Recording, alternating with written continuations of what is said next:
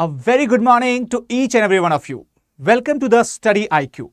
I am Abhishek Singh and I welcome you all in this very important session.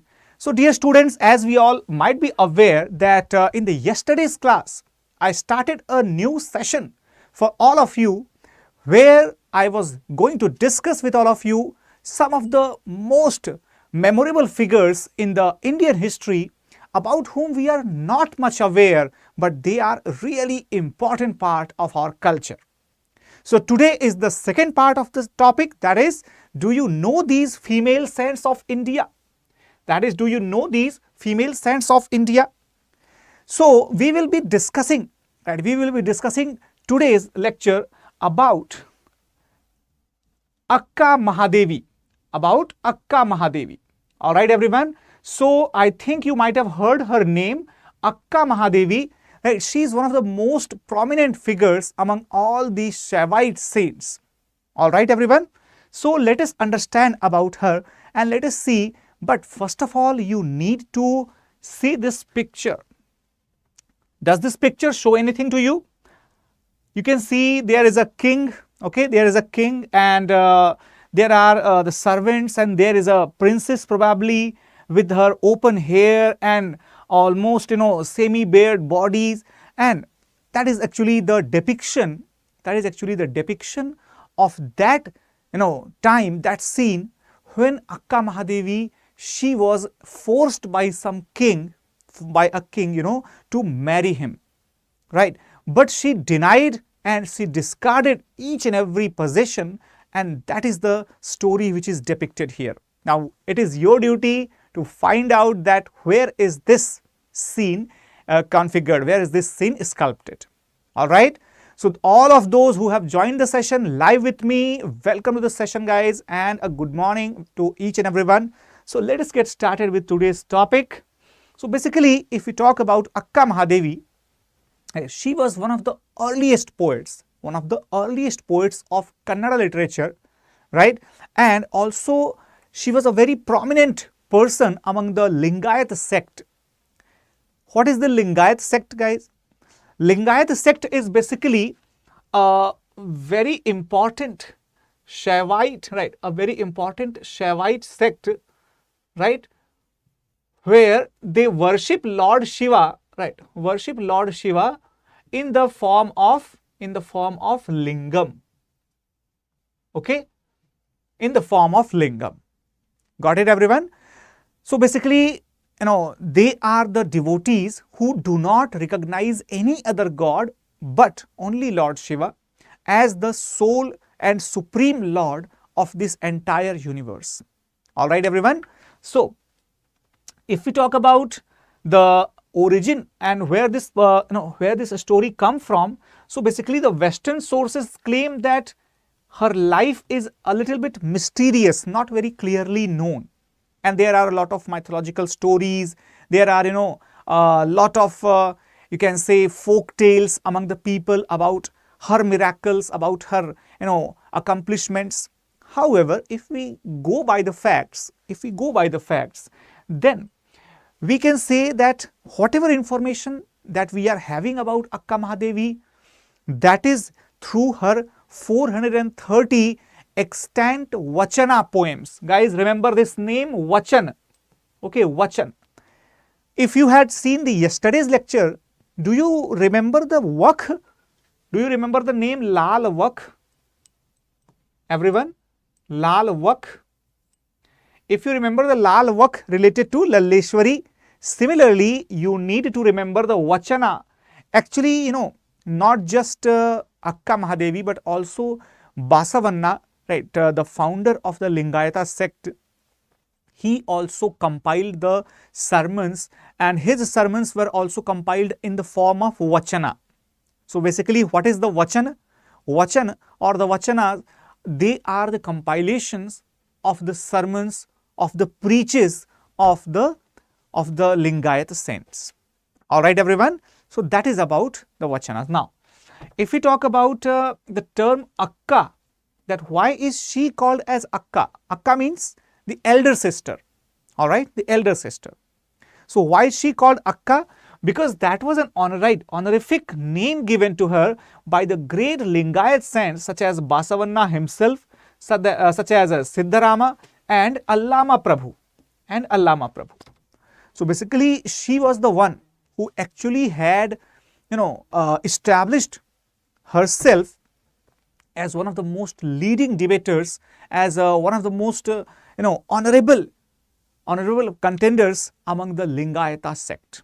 And that is why she was honored with this Akka title. Even today also, whenever a woman achieves a position in the society, honorable position in the society, we call that woman as Didi. Remember, you can call, one of the great leaders in our country, the female leaders, we call Didi. Okay, and there is another one whom we used to call Behenji, right? So basically, elder sister is an honorary title, or basically honorary, calling to someone who has accomplished something great. All right, everyone. Now, she considered the god Shiva as her husband, right? As her husband. All right, everyone. So basically, God Shiva was considered as her husband. That is Chenna Mallikarjuna. All right. So Chenna Mallikarjuna, what is the meaning of that? You know what? The scholars, they are actually, slightly not so agreed upon this particular term. Some of them say that Chenna Mallikarjuna is simply the Arjuna of Mallika, or the beautiful Arjuna of Mallika. Or some of them, they equate this term with the, the beautiful Lord of Mallika as white as a jasmine. Okay. So there are different meanings which are derived from this particular term. How many of you have visited this, Chenna Mallikarjuna, or right, only Mallikarjuna temple? Have you ever visited, anybody? Right? So if you might have visited there, you might have heard the stories related to Akka Mahadevi. All right, everyone. So a very good morning, everybody. Now, if we talk about the early life of Akka Mahadevi, so she was born in Udutadi, right? Udugani or Udutadi, near the ancient city of the Banavasi. Right, guys. If you hear the Banavasi, remember, there was a very famous dynasty in history called as Kadamba dynasty, right? The Kadambas of Banavasi, they are also the reason behind the fame of this city. Okay. Hello, Sneha. Good morning, Ashwini and Harsh. Very good morning to all of you now. So what is the year of her birth? Do we need to remember the years and all? We do not need to remember the years, but yes, if we are aware of it, it's very good. It's very well and fine. Okay. So the year in which she was born, that was, right, 1130 AD, and she was actually, devoted towards the, individuality, towards the independence of the, women of her era. Not, you can say, not in a very revolutionary manner, but in the form of the spiritual leadership. Okay, everybody? Now, so if we talk about her ancestral, connections, so some of the scholars claim that she was born to the, Brahman houses, or some of them claim that she was born to the Lingayata's household. Okay, whatever may be the case, but it is very clear that she was devoted to Lord Shiva since her very childhood. Okay, in fact, not just that, she was also a shining example of the beauty and the princess of lyrical poetry. You know what? I have included some of the poetries of hers, and you will realize that what a type of beauty she possessed in her poetries. Okay, so moving forward, if we talk about the nuptial phase of her life, so guys, as you might be aware that, in the medieval period, it was absolutely common, as we saw in the case of Lalleshwari also. Similar is the story of Akka Mahadevi as well. When she, grew to become a young girl, so what happened? She was also, forced into the marriage. Okay, there was a Jain king There was a Jain king whose name was Kaushik. He wanted to marry Akka Mahadevi, right? At that time, she was not Akka. At that time, she was only Mahadevi. So he wanted to marry Mahadevi, and what happened? That the king actually, put some conditions. He put some conditions, and the girl, she was scared of it. Like, she always wanted the protection of her parents, of her family. So she submitted to the king. And became ready to marry him. All right. However, when the king wanted to, make her pregnant to bear him his child, at that time Mahadevi revolted. At that time she revolted, and she discarded each and everything, because you know what? Remember that this line might come into your surrounding as well. Some of you might have even heard it. That the men very often they say to the women, what do they say? That whatever you are carrying, from your dress to your jewelries to your household, each and everything belongs to me or belongs to the man. So the same line was assured to the Mahadevi as well, and at that very moment itself she decided to discard each and every worldly possession. Such was her valor. Okay, so she decided to discard each and everything, and from that moment itself she started wandering in the streets, roaming in the streets, without any clothes, without any jewelries, without any of the coverings of the body. Okay, that was revolutionary at that point of time in history, because as in the case of Kashmir, same was the time, when in the Karnataka also, the time period was medieval time period, and as we all know that the society, it was extremely backward, it was extremely conservative. Even today we are not that much prepared mentally that we could actually sustain such type of cultural shock, I would say. Okay, so after that what happened? She became an ascetic. And started living in a cave. Okay, she started living in a cave. What happened? That she went in the search of the fellow seekers, or the Sharanas, and found the company of Sharanas in Basava Kalyana. So guys, remember the place was known as Kalyana. Okay, Kalyan, the capital of the Chalukyas of Kalyani. Do you remember this? It's a very simple fact given in the NCERT, medieval history. All right. So she got settled there, and then she started participating in the Anubhava Mandap. What was that? That was a stage for the open debate on the various issues, including the philosophy and social development, and where she spoke boldly. Now there could be a probable question from this particular page. What could be the question? Suppose if there is a question and which asks you that consider the following statement. So statement 1, okay, that Akka Mahadevi right, was a Shaivite who resided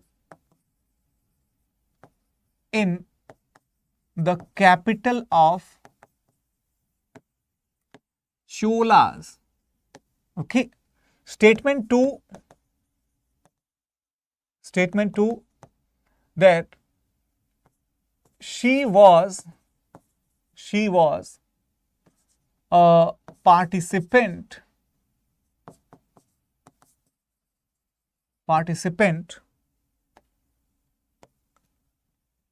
of Anubhav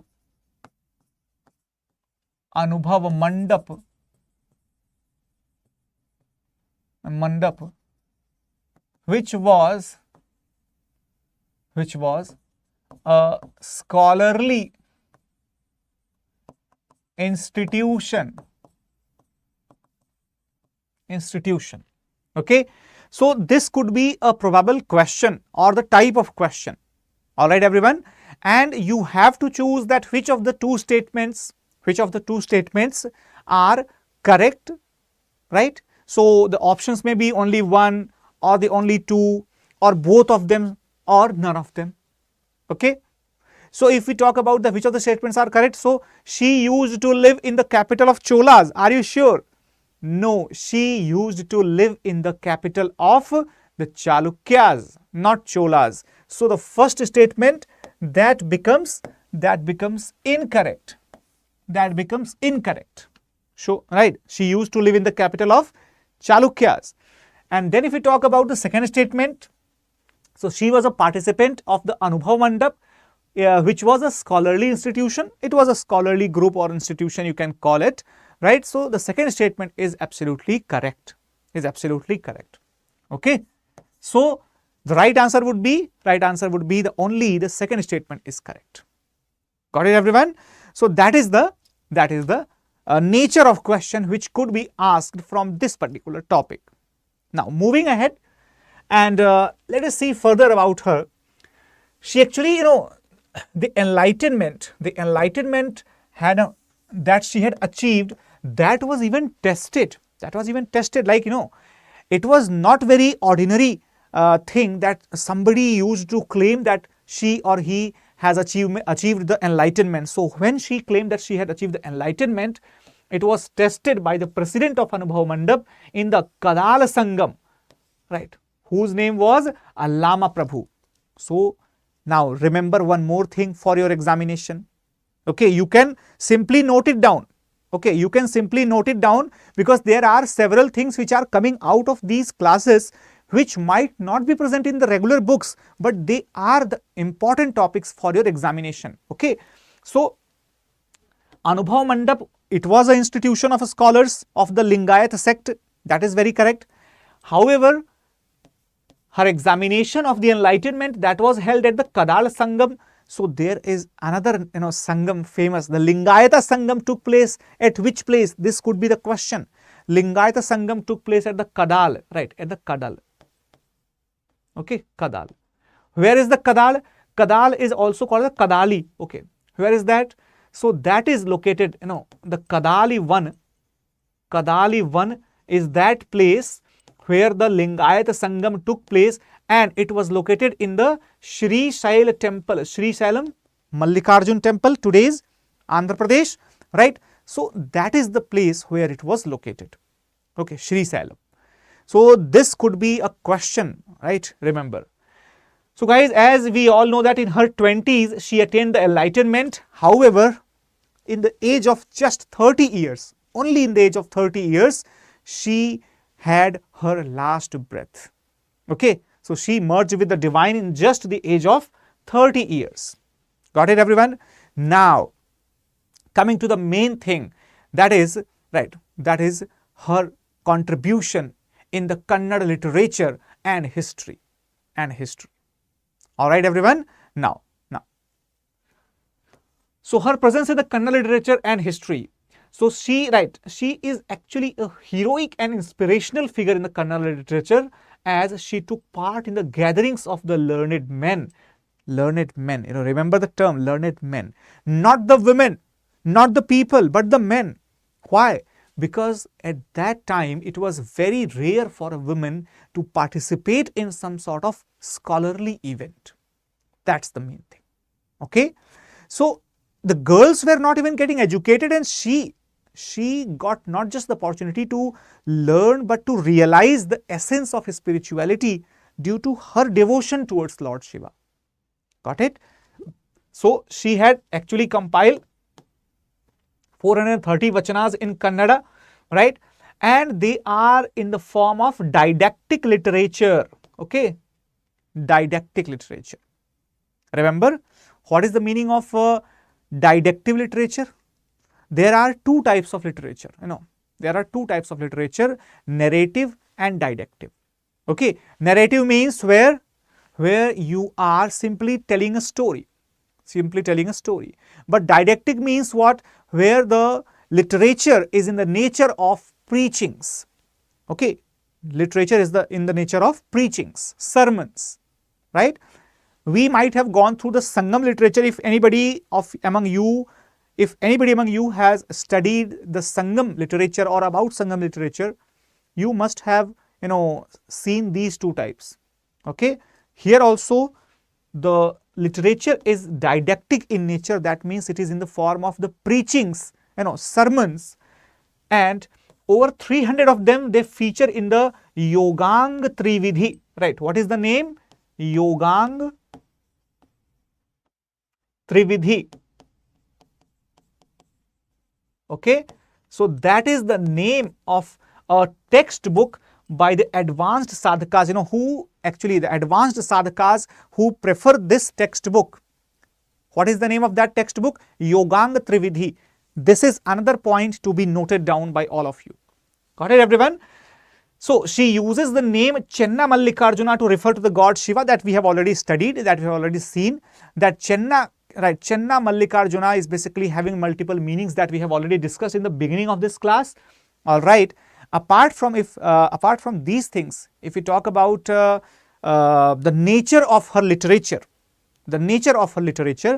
so guys, she actually used the metaphoric form of an illicit or adulterous, right? Adulterous love to describe her devotion to Chenna Mallikarjuna. Now, what is that? In today's time, if somebody, expresses or showcases this form of devotion towards any deity or any god or any person, that woman or that person, that individual, he or she would be maligned with her character immediately. But she had the courage to, move out of this comfort zone of the society, where she clearly expressed her love, her devotion, not just the, soul's devotion, but also the mind, body and spiritual devotion towards Lord Shiva, where she calls Lord Shiva, right, as her lover, and views her husband and his parents as the obstacles to her union with her Lord Shiva. You know what? As the obstacle, that she wanted to meet Lord Shiva, but her husband, her parents, this society, this entire world, they were all the obstacles. And she has written the poems like that my lover is outside, okay, waiting outside. Lord Shiva is waiting outside. And the husband is inside. And I cannot manage both of them. Exactly, I want to meet my lover, leaving this person behind. That is how she expressed her love towards him. Okay. Now, so if we talk about the other characters, so at the time she used strong sexual descriptions to symbolize the unification between devotee and the object of devotion. Okay. Guys, it was very common in that era that, any female saint, even if we see Mirabai, she also expressed her love, expressed her devotion, and considered Lord Shiva, Lord Krishna as her husband, okay, as her beloved. Same is the case with Akka Mahadevi. So the lyrics of Akka Mahadevi show that she is actively seeking a relationship with Chenna Mallikarjuna, and it touches the themes of abandonment, carnal love and separation. Okay, carnal love and separation. Remember? So, you know what? You might have heard the names such as the platonic love or such as the carnal love. So, what are these things? Platonic love, where you are simply attached to someone without having any sort of physical attraction to that person. Here, she had the carnal love. Okay. Her love actually goes beyond this body and soul, everything.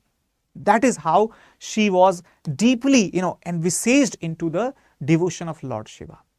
That is the greatness of her devotion. All right, everyone. So, if we talk about the form of the lyrics, etc., guys, do not forget to, pay attention behind me, where it is, given some of the lines in the English translated version. some of the lines written by Akka Mahadevi herself. Okay, even though she wrote in the Kannada, but this is actually translated version in English. Got it? So what happened that actually, her lyrics were described as embodying a radical illegitimacy that re-examines the role of the women as actors with volition and will, behaving in the opposition to the established social institutions. What does that mean? That means that Akka Mahadevi had challenged each and every established social norms, customs, rituals and practices through her poetries, through her lyrics. Okay. And that is why her works, like those of many other female bhakti poets, they touch on the themes of alienation. Alienation. That means detachment, separation from the society, from the feelings, affections connected with the people of this world. Not just that, not just that. Seeing the relationships with the mortal men as unsatisfactory, she describes them as thorns hiding under the smooth leaves. That's the way in which she described the mere men of this mortal world, that the Lord Shiva's love is a, petal, is a flower's petal. Whereas the men of this world, they are like the thorns under the petal. So why would I choose the thorns, not petal? Okay. So that is how she used to describe her love for Lord Shiva. Alright everyone. So this was the story of one of the greatest saints of our country, one of the greatest cultural ambassadors of the individual's spirituality. And some of the scholars, they also claim that she was probably the earliest bearers or flag bearers, earliest flag bearers of the feminism, feministic freedom. Okay, so there are certain epithets which are given to her. So we all should remember that great female devotee, that great devotee of Lord Shiva. And with this, I conclude my session here itself. And I hope that all of you must have loved this session, guys. If you happen to like this session, do not forget to click that like button. And also, you can share this session with this class with some of your fellows, some of your friends who might be or might not be preparing for the examination, because this is equally important to know about our great saints, about our great, cultural ambassadors, even if we are students or we are the common people. All right. So let us meet in the next lecture tomorrow. Till then, thank you so much for watching it. Take care, everybody. Bye-bye and have a great day, and Jai Hind.